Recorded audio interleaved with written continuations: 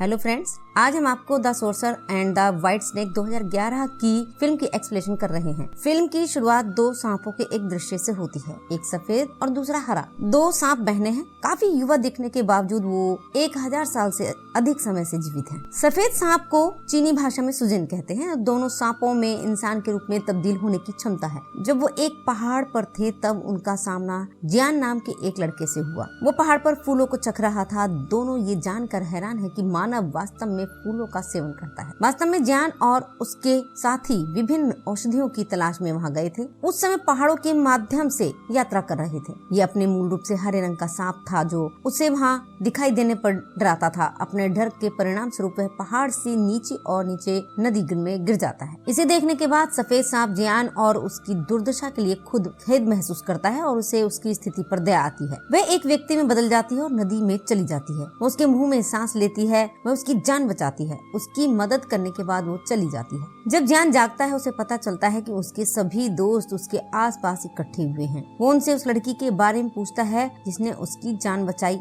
उसके दोस्तों का कहना है कि हमें यहाँ कोई लड़की नहीं मिली, ये सब आपकी कल्पना में था। उसी दिन एक उत्सव आयोजित किया जाना था जो लेज में था। मंदिर के स्वामी और उनके मित्र भी उत्सव में उनके साथ थे। उन्हें शंका थी कि इस पर में राक्षस मनुष्य को मारने वाले हैं। जियान उन जड़ी बूटियों के साथ उस ओर जा रहा था, इसलिए वह उन सभी को अपने साथ ले जाता है। दूसरी तरफ सफेद सांप सुजैन उस क्षण गायब था जब उसने जियान की मदद की थी। कि कैसे उसने उसे अपनी सांस देकर उसकी जान बचाई। वो लगातार जियान के बारे में सोच रही थी। दरअसल वो उससे प्यार करने लगी थी। वह अपनी बहन हरे सांप से कहती है कि वह उस लड़के से मिलना चाहती है। इसलिए दोनों गांव में एक ही त्योहार पर जाते हैं। उसी रात मालिक और उसके साथी पूरी तैयारी के साथ वहां आ गए थे, क्योंकि वे जानते थे कि राक्षस इंसानों पर कभी भी हमला कर सकते हैं। त्योहार में हरा सांप गुरु के साथी से मिलता है, क्योंकि हरा सांप उसे पसंद करता था। वो उससे दोस्ती करना चाहती थी। वह कहती है कि अभी सब आपसे बात नहीं कर सकता क्योंकि मैं यहाँ राक्षसों को पकड़ने आया हूँ। उसे नहीं पता था कि जो लड़की उससे अपना दोस्त बनने के लिए कह रही थी वो भी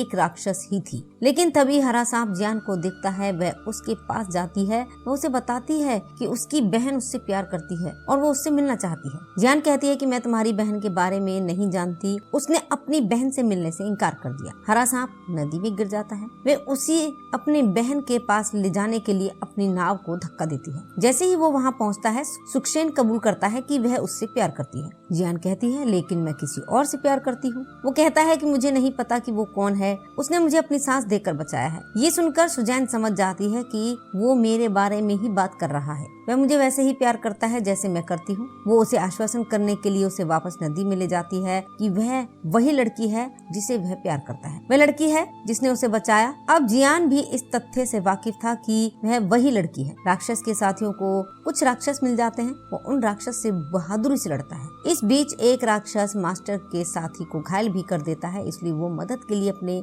गुरु को बुलाता है। तब मास्टर उनसे मुकाबला करने के लिए वहाँ आते हैं। वो उन्हें नरक में स्थानांतरित करता है और उन्हें जलाकर मार डालता है। सुजैन अगले दिन जियान के घर जाती है। उसे अपने घर में देखकर जियान बहुत खुश होती है। वो एक दूसरे के साथ रहने लगते हैं और एक दिन दोनों एक दूसरे से शादी भी कर लेते हैं। त्योहार के दिन राक्षस ने मास्टर के एक साथी को काट लिया था, इसलिए मास्टर जी का साथी राक्षस में बदल रहा था। इससे वो परेशान हो जाता है। वो अपने जीवन से थक चुका था। अगर वह राक्षस बन जाता है तो वह इंसानों के लिए खतरा बन जाएगा, इसलिए वह आत्महत्या का प्रयास करने के लिए सुनसान जगह जा रहा था। जब वह ऐसा करने जा रहा था तो हरा सांप वहाँ आ गया है। वह उससे पूछती है कि वह ऐसी हरकत क्यों कर रहा है। वो उसे ऐसा करने से रोकती है, जहाँ पर इस पर वो जवाब देते हैं कि मैं राक्षस बन जाऊंगा, मैं इंसानों के लिए खतरा नहीं बन सकता, इसलिए मैं अपनी जान लेना चाहता हूँ। हरा सांप ये सुनकर उसे उसकी वास्तविकता से अवगत कराता है। वो अपनी सांप की जीभ दिखाती है। वो कहती है कि अगर तुम राक्षस बने तो चिंता मत करो, मैं भी राक्षस हूँ। बाद में हम मास्टर को गांव जाते हुए देखते हैं। उसे वहाँ राक्षस के कई शिकार मिले।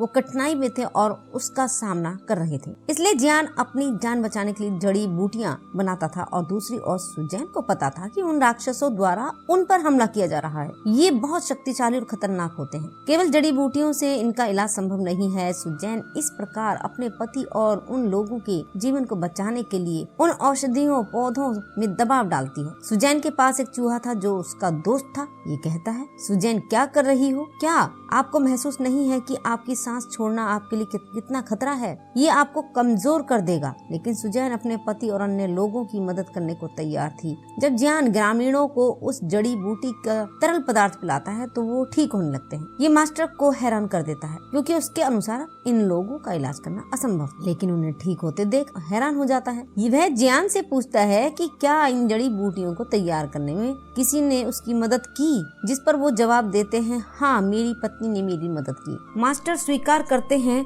कि उनकी पत्नी कोई सामान्य इंसान नहीं बल्कि एक राक्षस थी, इसलिए वो जियान को उसकी सुरक्षा के लिए एक पवित्र चाकू देता है। फिर मास्टर सुजैन के पास जाते हैं। वो उससे पूछते हैं कि वह ऐसा क्यों कर रही है। तुमने राक्षस होते हुए भी मानव से विवाह किया, आप उनके बीच इंसानों की तरह क्यों रहते हैं? मैं तुमसे कुछ नहीं कह रहा, क्योंकि तुम एक अच्छे राक्षस हो। बेहतर होगा कि आपको जियान को छोड़ देना चाहिए, नहीं तो अंत अच्छा नहीं होगा। मैं तुम्हें मार दूंगा। ये कहकर मालिक चला जाता है। रात को जब एक्शियन घर पहुंचता है तो वह एक औषधि शराब लेता है। ये सांप के जहर से ठीक करता है, लेकिन सुजैन तो खुद सांप थी। जियान उसे ये शराब भी पिलाती है। इसे पीने से उसे अजीब लगने लगता है और उसकी हालत बिगड़ जाती है। वो खुद को एक कमरे में बंद कर लेती है। जियान उससे पूछती है कि वह ऐसा क्यों कर रही है, या अगर तुम मुझ पर गुस्सा हो। सुजैन खुद पर काबू नहीं रख पाई और सांप बन गई। उसे पकड़ने के लिए मास्टर जी भी वहाँ आ जाते हैं। वो एक दूसरे का सामना करते हैं। जियान ने गलती से सुजैन को एक मास्टर द्वारा दिए गए पवित्र चाकू से वार कर दिया। ये महसूस नहीं किया कि सुजैन, जो सफेद सांप है,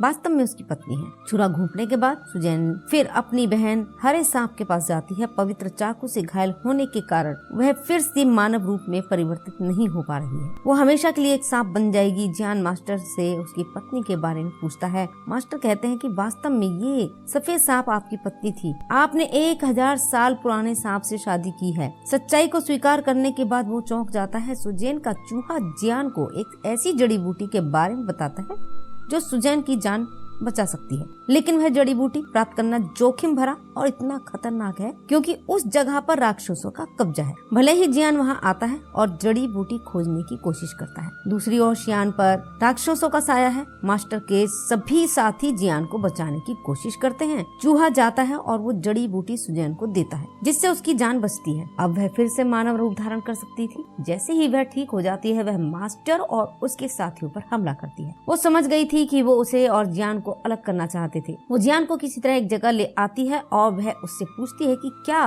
वह ठीक है, लेकिन उसने अपनी याददाश्त खो दी। उन्हें अपनी पत्नी सुजैन तक कुछ भी याद नहीं आ रहा था। सुजैन मास्टर जी से पूछती है कि तुमने मेरे पति जियान के साथ क्या किया, जैसे मुझे भूल गया है वो। हालांकि बहुत जल्दी उसकी याददाश्त वापस आ जाती है और वह वापस सामान्य स्थिति में भी आ जाता है। लेकिन जैसा कि सुजैन एक राक्षस था, मास्टर अपनी शक्तियों का उपयोग करके एक प्राचीन घर बनाता है। वह उसे हमेशा के लिए उसमें कैद कर देता है। उसके लिए उस घर से बाहर निकलना नामुमकिन था। जियान अपना पूरा जीवन अपनी पत्नी के इंतजार में घर के बाहर बिताता है। मास्टर जी का साथी भी राक्षस बन गया था, पर अच्छा, उन्होंने शेष वर्ष राक्षसों के साथ बिताए। दोस्तों, इसी के साथ ये फिल्म यही समाप्त होती है। हम फिर मिलेंगे आपसे अगले वीडियो में। तब तक